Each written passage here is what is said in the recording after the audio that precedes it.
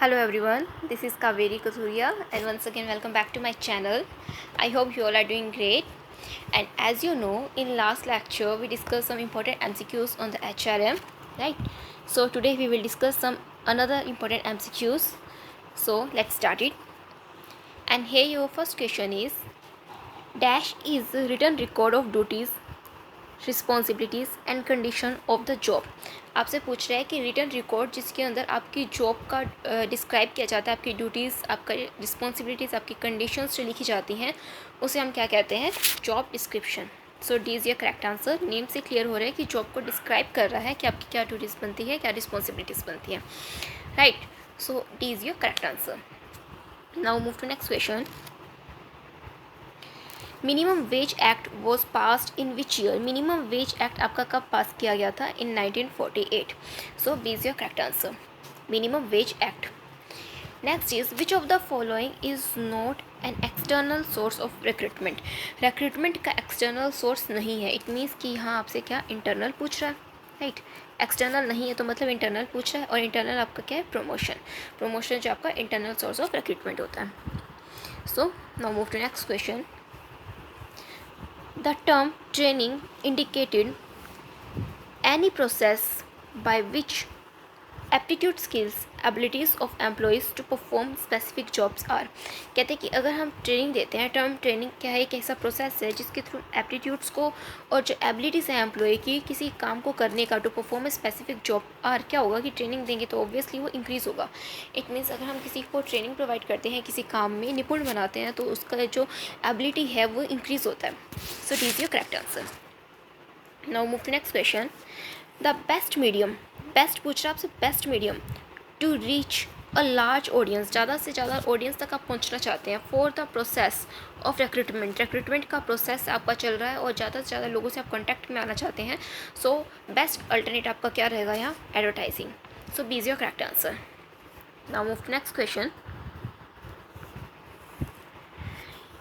Dash is an outside third party. Third party की बात करें, आउटसाइड थर्ड पार्टी यानी कि बाहर की third party who is brought to settle a dispute, जिसको हम लाते हैं, लाया जाता है डिस्प्यूट को सेटल करने के लिए.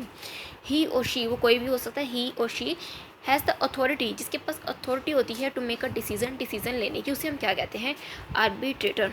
सो B is your correct answer, right. Now move to next question. Human resource management HRM function does not involve, क्या इन्वॉल्व नहीं करता है HRM में? HR में रिक्रूटमेंट आता है आपका, सिलेक्शन भी आता है, ट्रेनिंग भी आता है, बट कॉस्ट कंट्रोल आपका रिक्रूटमेंट का पार्ट नहीं है. So C is your correct answer. Now next is which of the following is an objective of HRM? HRM के ऑब्जेक्टिव्स क्या है? प्रोडक्टिविटी है, क्वालिटी ऑफ वर्क लाइफ भी है, ऑर्गेनाइजेशनल चेंज भी है. So D is your correct answer. Now move to next question. Which of the following is the cause of sickness of an enterprise? किसी enterprise की sickness का क्या कारण है? लैक ऑफ एजुकेट कैपिटल, उसके पास capital कम है. Lack of demand for the products, उसके प्रोडक्ट्स की डिमांड कम है. Lack of raw material available नहीं है. All of the above is your correct answer. It means ये तीनों ही आपके कारण हैं सिकनेस ऑफ एंटरप्राइज, किसी एंटरप्राइज की सिकनेस की. Now move to next question. Which of the following is not the component, not the component of work study? Work study का कॉम्पोनेंट नहीं है, not the component of work study. सो देखिए यहाँ पर यह है आपको वर्क मेजरमेंट. वर्क मेजरमेंट, अगर वर्क का स्टडी कर रहे हैं तो ऑब्वियसली वर्क को मेज़र किया जाएगा, राइट. उसके अंदर एक टाइम स्टडी भी होगा, एक मोशन स्टडी भी होगा, but case study is not the part of the work study, is not the component of the work study. So B is the correct answer. Next is job analysis involve. Job analysis क्या involve करता है? Job analysis के दो part आपके होते हैं, एक रहता है आपका जॉब डिस्क्रिप्शन और एक रहता है job specification. So job analysis involve job description and job specification, right. So A is your correct answer. Next is labour welfare facilities were incorporated in which legislation? Labour welfare facility को कौन से legislation में involve किया गया था? इसे involve किया गया है, इनकॉर्पोरेट किया गया है फैक्ट्रीज एक्ट में. So D is your correct answer. It means labour facilities, labour welfare facilities की जो बात की गई है कौन से एक्ट में की गई है? फैक्ट्रीज एक्ट में. So D is your correct answer. Now move to next question.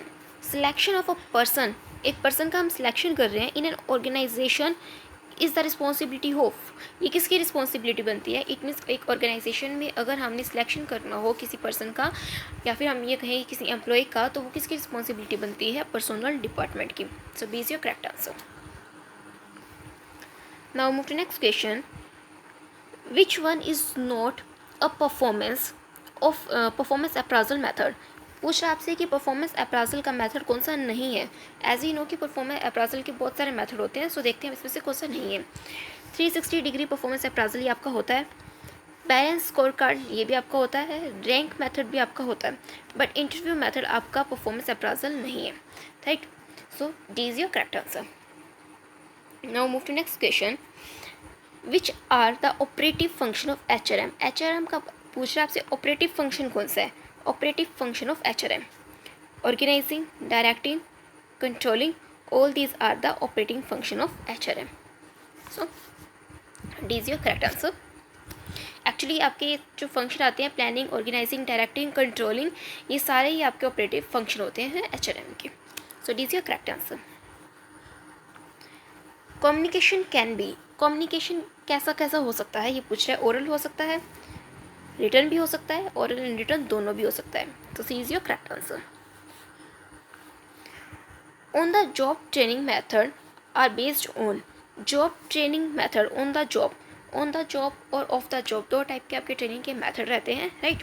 तो ऑन द जॉब मेथड होता है कि जहाँ आप काम करते हैं वहीं आपको सिखाया जाता है. इट मीन्स कि आपको अपने सुपीरियर के साथ काम करने का मौका मिलता है. आप देखते हैं कि वो कैसे डील कर रहा है. ऑन द जॉब आपको ट्रेनिंग दी जाती है. सो आपको पूछा कौन कौन से मेथड है. On the job method based on demonstration method, आपको दिखाया जाता है, डेमो करके दिखाया जाता है. अप्रेंटिसशिप, साथ में आपको ट्रेनिंग दी जाती है, आप काम करते हैं. इनफॉर्मल ट्रेनिंग, इनफॉर्मल मेथड से भी आपको सिखाया जाता है. So all of the above is your correct answer. Now move to next question. Physical condition of work involve. Physical condition it means जहाँ पर एम्प्लॉयज़ काम करते हैं वहाँ का आसपास का इन्वायरमेंट कैसा होना चाहिए. लाइटिंग, वहाँ लाइटिंग की फैसिलिटी हो, टेम्परेचर सही हो, रेस्ट के लिए भी उन्हें ब्रेक दिया जाए. So all of this is the correct answer. Now move to next question. Personality test includes. Personality test में क्या क्या इंक्लूड किया जाता है. इट मीन्स कि आपके जो पर्सनैलिटी को मेज़र करने के जो टेस्ट यूज़ किए जाते हैं उसमें पूछ रहा है कि कौन कौन से टेस्ट जो ये दिए हैं इसमें से कौन सा इंक्लूड किया जाता है. C, training method, projective test, thematic appreciation test. ये थीमेटिक वाला तो हमने लास्ट भी स्टडी किया था कि थीमेटिक एप्रिसिएशन एक टेस्ट होता है जो पर्सनैलिटी को मेज़र करने के लिए यूज़ किया जाता है. और सम टाइम इसकी फुल फॉर्म भी पूछ ली जाती है, TAT, thematic appreciation test. So B and C is ये करेक्ट आंसर. इट मीन्स कि आपका प्रोजेक्टिव टेस्ट और आपका थीमेटिक एप्रिसिएशन टेस्ट, ये दो टेस्ट यूज़ किए जाते हैं पर्सनैलिटी को मेज़र करने के लिए. Right. So D is your correct answer. Training information system include. Training information system में क्या क्या इंक्लूड किया जाता है. Training needs. इट मीन्स कि जब हम ट्रेनिंग इन्फॉर्मेशन की बात कर रहे हैं, ट्रेनिंग इन्फॉर्मेशन का जो सिस्टम रहता है वो क्या इंक्लूड करता है कि ट्रेनिंग नीड. इट मीन्स कि अगर हमें किसी को ट्रेनिंग प्रोवाइड करनी होगी तो हम सबसे पहले ये तो देखेंगे ना कि ट्रेनिंग की नीड क्यों है. So training information system includes training needs. So D is your correct answer. Which one is a type of test. आपसे पूछ रहा है कि ये जो टेस्ट दिए गए हैं ये टाइप ऑफ टेस्ट पूछ रहा है कौन कौन से होते हैं. Aptitude test, personality test, achievement test, ये तीनों ही टेस्ट जो है हम यूज़ करते हैं. सो ये तीनों ही टाइप के टेस्ट होते हैं actually. So D is your correct answer. Next is recruitment is a process. Recruitment एक कैसा प्रोसेस है. देखिए रिक्रूटमेंट क्या होता है कि भर्ती करना. अगर हम हिंदी में इसका मीनिंग पूछते हैं तो रिक्रूटमेंट मीन्स कि भर्ती करना एम्प्लॉयज़ की. ठीक है. अब भर्ती करना क्या है, एक तरह का पॉजिटिव है. राइट. पॉजिटिव होता है कि हम लोगों को अट्रैक्ट करते हैं कि आप लोग अप्लाई करो जॉब के लिए. सो आपका करेक्ट आंसर यहाँ क्या आ जाएगा. It's not B, it's C. Recruitment is the positive process. Recruitment एक पॉजिटिव प्रोसेस होता है. Now move to next question. Objective of training is. Training का ऑब्जेक्टिव क्या होता है. ट्रेनिंग का ऑब्जेक्टिव क्या होता है कि जिसको हम ट्रेनिंग दे रहे हैं उसका मोराल इंक्रीज़ हो, प्रोडक्टिविटी इंक्रीज़ हो, जो काम कर रहा है उसकी प्रोडक्टिविटी इंक्रीज़ हो, फेवरेबल रिएक्शन टू चेंजेस जो आते हैं, जो बदलाव आते हैं उनको फेवरेबली रिएक्ट करें. इट मीन्स पॉजिटिव वे मिले. सो all of the above is your correct answer. Next is staffing में क्या इंक्लूड किया जाता है? Workload estimation. आपको पता होता है कि आपकी जहाँ स्टाफिंग की जाती है तब हम इस बात का ध्यान रखा जाता है कि आपका वर्कलोड क्या रहेगा। अपॉइंटमेंट ऑफ पर्सोनल, वहाँ एक किसी पर्सन को लगाया जाता है। प्लेसमेंट एंड इंडक्शन, उसको इंट्रोड्यूस करवाया जाता है। प्लेसमेंट एंड इंडक्शन उसकी की जाती है। So all of the above is your correct answer. तो स्टाफिंग में ये तीनों ही काम इंक्लूड किए जाते हैं, वर्कलोड का एस्टिमेट करना, appointment of personnel, placement and induction. Now move to next question. Function of HRD consist of, HRD के कौन कौन से फंक्शन है? ह्यूमन रिसोर्स डेवलपमेंट की बात कर रहा है। परफॉर्मेंस अप्राजल, इसका फंक्शन किया जाता है। ह्यूमन रिसोर्स को जब डेवलप करना हो तो हम उसकी परफॉर्मेंस अप्राजल देखते हैं। करियर प्लानिंग एंड डेवलपमेंट, उसके करियर की प्लानिंग भी करते हैं एंड डेवलपमेंट भी, और एम्प्लॉयमेंट उसे प्रोवाइड की जाती है। So all of the above is your correct answer. Now move to next question. Which of the following is और are the internal source of recruitment? आपसे पूछ रहे हैं कि इंटरनल सोर्स ऑफ रिक्रूटमेंट कौन कौन से हैं? C, trainees, extension of service, internal job posting. All of these are the internal source of recruitment. So D is your correct answer. Now move to next question. Human resource audit summarise each employees. Human resource audit, जो human resource audit किया जाता है वो क्या summarise करके देता है आपको? आपके ईच एम्प्लॉय, प्रत्येक एम्प्लॉय का स्किल एंड एबिलिटीज़ आपको बताता है, ऑडिट करके देता है कि आपके एम्प्लॉयज़ का स्किल एंड एबिलिटीज़ कैसा है, तो उसका एक रिकॉर्ड देता है। So is your correct answer. Now move to next question. The book of HR champion is authorised by, किसके द्वारा ऑथराइज्ड की गई थी? डेव उलरिच के द्वारा। सो इज योर करेक्ट आंसर।